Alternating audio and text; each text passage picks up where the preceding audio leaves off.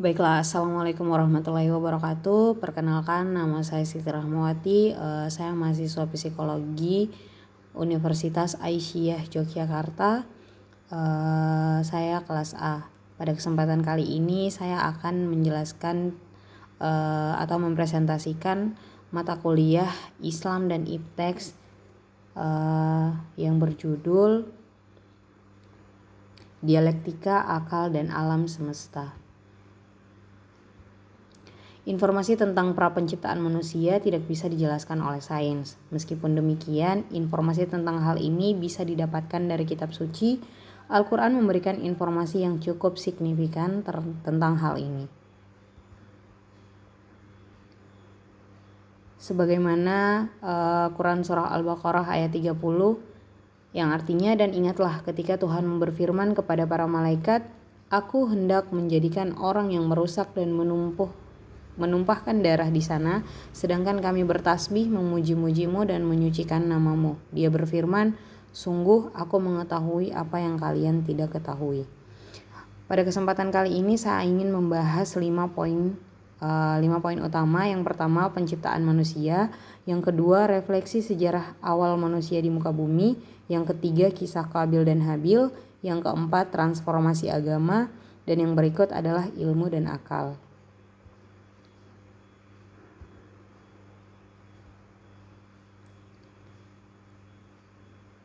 Selanjutnya tentang penciptaan manusia. Quran Surah Al-Baqarah seperti yang sudah saya jelaskan tadi di ayat 30, berdasarkan ayat di atas, manusia memang didesain oleh Allah menjadi khalifah di muka bumi ini. Oleh karenanya Allah memberinya kelebihan jika dibandingkan dengan makhluk lain, yaitu mengajarkannya ilmu.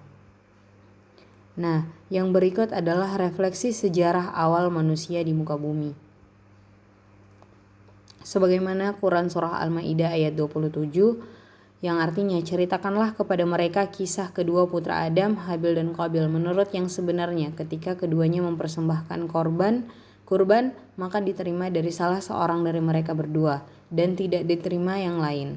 Ia berkata, Aku pasti membunuhmu. Berkata Habil, sesungguhnya Allah hanya menerima kurban dari orang-orang yang bertakwa.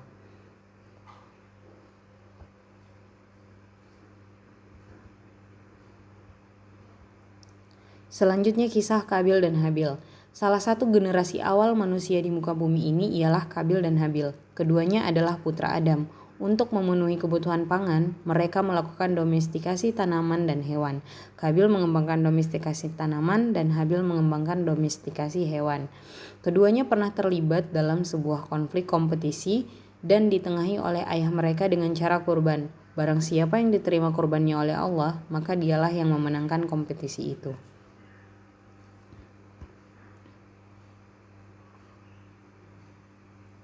Lanjutannya, maka keduanya pun berkurban sesuai dengan hasil pekerjaan yang mereka tekuni. Qabil berkorban dengan hasil pertaniannya, sementara Habil berkorban dengan hasil peternakannya. Ternyata akhirnya Allah hanya menerima korbannya Habil. Hal ini menimbulkan perasaan iri dengki dalam diri Qabil, sehingga mendorongnya melakukan pembunuhan terhadap saudara kandungnya sendiri, yaitu Habil. Hal ini merupakan tragedi pembunuhan pertama dalam sejarah umat manusia.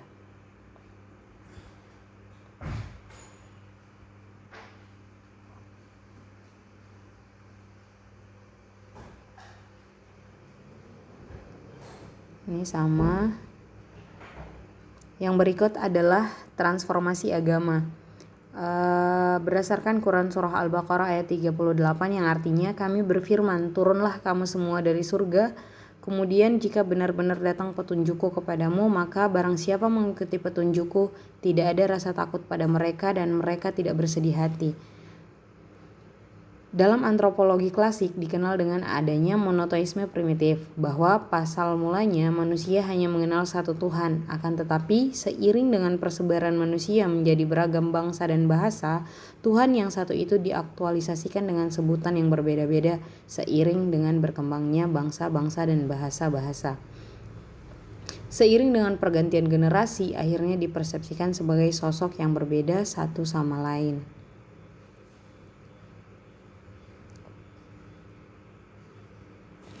Nah, yang terakhir adalah ilmu dan akal. Perkembangan pikiran manusia ini membuktikan betapa dahsyatnya akal dan pikiran manusia ketika berinteraksi dengan alam semesta.